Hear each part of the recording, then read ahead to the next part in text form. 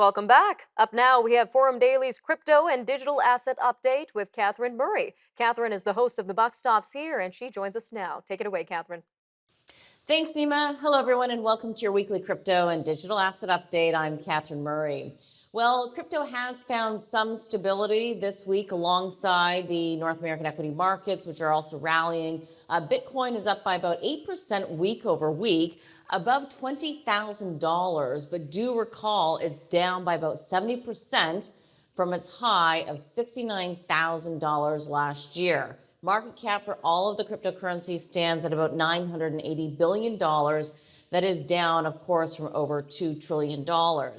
In terms of the developments that we're seeing on the institutional front, Fidelity, they have a survey out, and they have found that 74% of institutional investors plan to buy crypto in the future, and that 58% of institutional investors were invested in digital assets in the first half of 2022. That's actually up by about 6% year over year.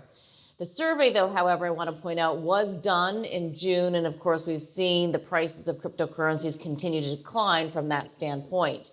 Also, importantly, as it relates to the survey, you always have to ask how many people did the survey? Well, over 1,000 in Europe, Asia, as well as Europe combined. In terms of continued developments from a corporate perspective, JP Morgan announced that Web3 digital assets and a wallet solution is under development. This would actually allow clients and users total control over the digital credentials, really to be able to prove who they are from wherever they are.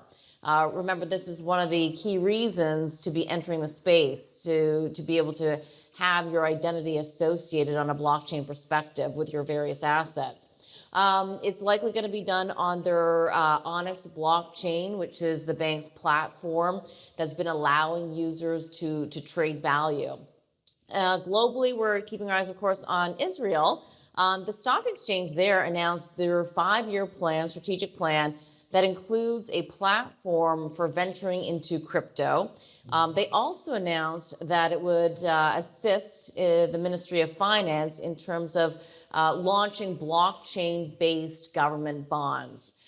Bringing politics into the mix here, it's also viewed right now that in the UK, the current Prime Minister is viewed as friendly towards cryptocurrencies. Recall that the UK has actually been a bit of a difficult place to create or build crypto firms. Instead, people have moved more to Singapore as well as Switzerland. And of course, the UK is such a large financial hub for traditional assets.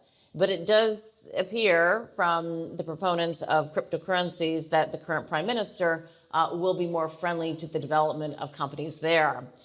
Speaking of hubs, Hong Kong, interestingly, plans to legalize crypto trading with a goal to become one of the top areas within the region for digital assets. It's quite a departure from what we've seen in the past, and certainly very different from what we see on mainland China, where crypto trading is banned. Away from that, we know that today Elon Musk owns Twitter. And with that, it's interesting because he's actually been very positive on Dogecoin in the past. And Dogecoin has been up in terms of its overall value by about 35% over the past week alone. Just to kind of give you a bit of perspective here, in the past, he has described Doge as one of his favorite cryptocurrencies. In April of 2019, he tweeted that it might be, in fact, his favorite cryptocurrency. He also said in April of 2021 in a tweet that SpaceX is going to put a literal Dogecoin on the literal moon. That tweet was actually followed by news that SpaceX was going to launch a satellite that would be called Doge 1. How that might relate to Twitter? Well, he has revealed in relying on Doge to limit spam and limit the amount of bots on the Twitter platform.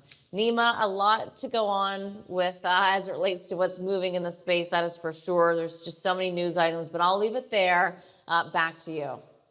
Sounds like lots going on, Catherine. Thanks for that.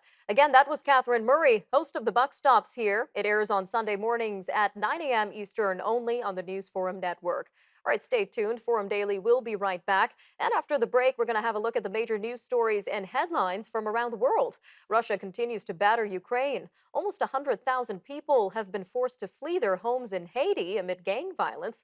U.S. House Speaker Nancy Pelosi's husband was beaten in his own home. And 8 Vancouver restaurants are awarded a Michelin star. We'll have these stories and more news from around the world shortly after the break, so stay tuned.